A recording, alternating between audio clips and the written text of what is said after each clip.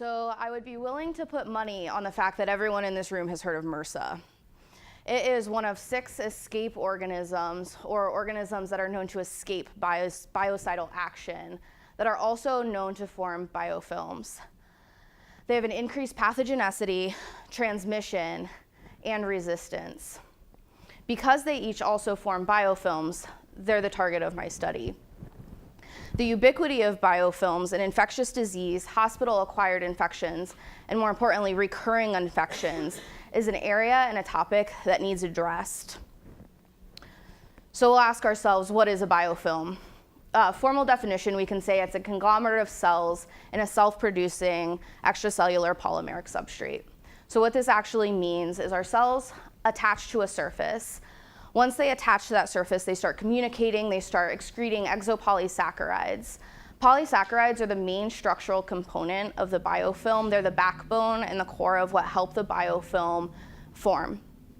As these biofilms mature, the cells take on different metabolic states, they take on different roles.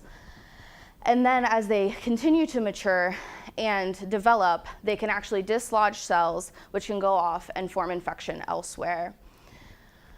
This leads to the question of why do we care about this in infection? Besides the obvious reasons that it protects the cells from their environment, from things like the immune system and antibiotics, there are 2 kind of interesting things that occur.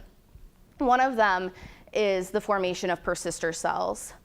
Persister cells form in planktonic culture, but they are more prevalent in biofilms, and this is because of the environment that they're in.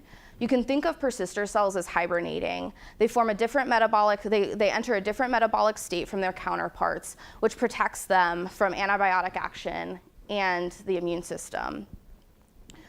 If you treat a patient with antibiotics that have a biofilm infection, a lot of times the biofilms can eradicate a lot of the infection, but these persister cells prevent the antibiotics from attacking them. And so when the antibiotic treatment stops, they can start to grow and divide again, which is how a lot of these recurring infections occur. One of the other interesting things that happens in biofilms is the transfer, is horizontal gene transfer, which is the transfer of genetic information from cell to cell.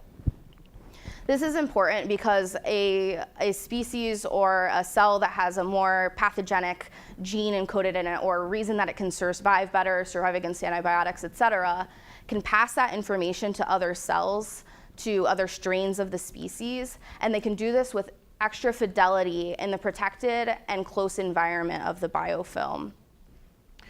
This is why we really care about these things in infection. So I'm going to switch up a little bit and talk about drug design and kind of classical drug design. So a lot of drugs that you see on the market are reversible inhibitors.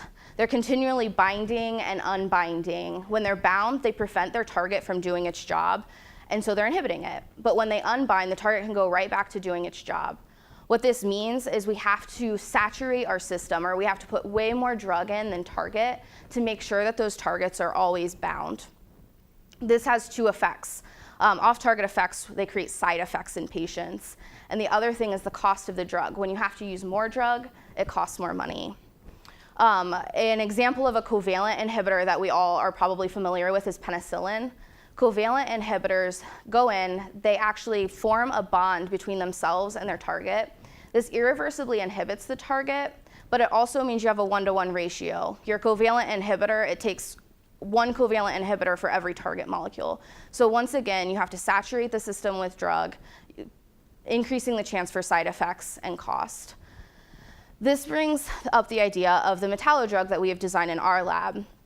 The drug goes in, it can cleave the molecule and then be turned over and continue doing this action. It irreversibly inhibits its target molecule, but can turn over and continue doing this action, which is great. It lowers the chance of side effects, and we have to use less of the drug, meaning less cost. So I know we hear metals and drug design, and we get a little curious, and so I'm going to explain a little bit more about how this works. We really have 3 domains that you see in our metal drug design. You have your catalytic metal domain, you have a linker domain, and your targeting domain.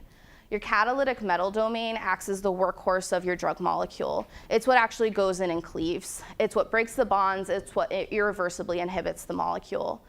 The targeting domain is our guide. It takes our metal domain to where we want it to be. it ensures fidelity in the process.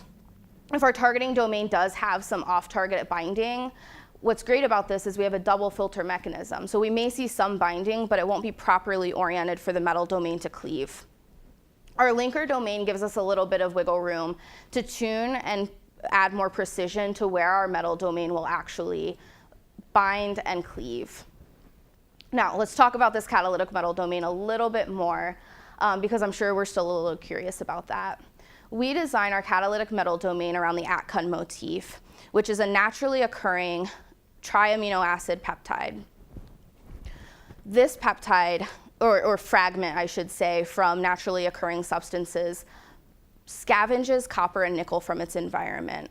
What's great about this is when we can administer this drug without bound metal. So that means it's stable and can possibly taken orally. When the drug hits the system, the ATCON motif, because it has femtomolar binding affinity, which is very, very tight binding, will scavenge the copper and the nickel from its environment, and then it won't let it go. This means we don't have to introduce any extra metal into the system, and we can scavenge it from where it's coming from. It's great. So our target is in the extracellular polymeric substrate. We're targeting the exopolysaccharides. They're the backbone of the biofilm. They're what really keep its structural integrity. So we hypothesize that if we can break up the structural backbone, we can stress the cells, releasing them into their environment to be targeted by currently working antibiotics. There have been studies done in Pseudomonas infections from common strains in cystic fibrosis patients that if they do a genetic knockout that disallows the formation of biofilm and most importantly exopolysaccharide, that they regain their susceptibility to common antibiotics, which is great. That tells us that if we can break up the biofilm, we can in fact reestablish their susceptibility. So more specifically about the molecule that I have been designing and that we're working on in our lab.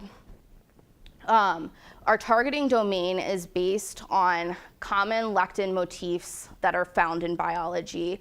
So these are short amino acid sequences that we've kind of in ourselves scavenged from different biological organisms that have a variety of semi-tight binding to these sugars.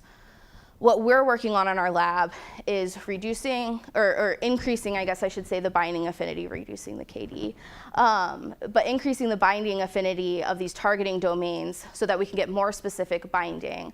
And we have seen in some really very preliminary data that in P. rugosa biofilms that we can inhibit the formation of the biofilms around the single-digit micromolar concentrations, which is great to see. A lot of work to be done on this yet. So what we've seen, what we're hoping for is to broadly inhibit biofilms, either by attaching these things or finding ways to conjugate to things in hospital-acquired infections like catheters and implants that are known to form biofilms and known to produce biofilm-forming infections. Finding a way to maybe possibly conjugate these molecules to those devices to prevent biofilm formation from occurring at all. There's a possibility that they may have antibiotic activity. I don't anticipate this. And more importantly, we hope to eradicate these biofilms. So actually being able to cleave the sugars in these mature biofilms so they can act as a general therapeutic aid for many antibiotics to hopefully decrease the amount of recurrent infections that we see in biofilms. Thank you.